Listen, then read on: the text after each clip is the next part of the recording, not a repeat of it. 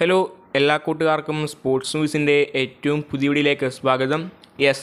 അങ്ങനെ ഫൈനലി അത് കൺഫേം ആയിരിക്കുകയാണ്. പ്രീമിയർ ലീഗ് വമ്പന്മാരായ മാഞ്ചസ്റ്റർ സിറ്റിയുടെ സൂപ്പർ താരം ബെൽജിയം താരമായ കെവിൻ ഡി ബ്രൂയനെ അങ്ങനെ ക്ലബ്ബ് വിടുന്ന കാര്യം ഒഫീഷ്യലായി നിങ്ങൾ അറിഞ്ഞു കാണുമെന്ന് പ്രതീക്ഷിക്കുന്നു. അദ്ദേഹം എവിടേക്കെന്നുള്ള ചോദ്യചിഹ്നം തുടരുകയായിരുന്നു. അപ്പോൾ അതിനൊരു ഫുൾ സ്റ്റോപ്പ് വീണിരിക്കുകയാണ്. ഫാബ്രിസിയോ റൊമാനോ ആണ് ഇക്കാര്യം വ്യക്തമാക്കിയിട്ടുള്ളത്. ഡി ബ്രൂയനെ എന്ന സൂപ്പർ താരം നാപ്പോളിയിൽ ഇറ്റാലിയൻ വമ്പന്മാരായ നാപ്പോളിയിലേക്കാണ് നിലവിൽ ഡി ബ്രൂയനെ പോകുക.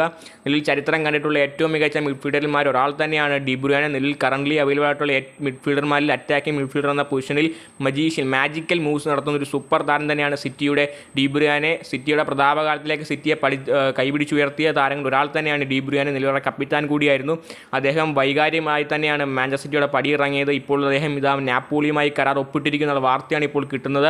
നിലവിൽ ഒഫീഷ്യൽ കൺഫർമേഷൻ ക്ലബിൻ്റെ ഭാഗത്തുനിന്നും വന്നിട്ടില്ല. ഉടൻ തന്നെ അത് വരുന്നതായിരിക്കുമെന്നാണ് നിലവിൽ ഫാബ്രിസിയോ റൊമാനോ അറിയിച്ചിട്ടുള്ളത്. അപ്പോൾ കണ്ടിനറിയണം എങ്ങനെയായിരിക്കും ഡി ബ്രൂയന ഇനി നാപ്പോളിയിൽ പെർഫോം ചെയ്യുക എന്ന്. നാപ്പോളിയിലാകട്ടെ തൻ്റെ ടീംമേറ്റായ ലൂക്കാക്കോ ആണ് സ്ട്രൈക്കർ. അപ്പോൾ നിലവിൽ ബെൽജിയം നാഷണൽ ടീമിലാകട്ടെ ലൂക്കാക്കും ഡി ബ്രൂയനയും തമ്മിൽ ഒരു തേരോട്ടം തന്നെയാണ് നടത്തിക്കൊണ്ടിരിക്കുന്നത്.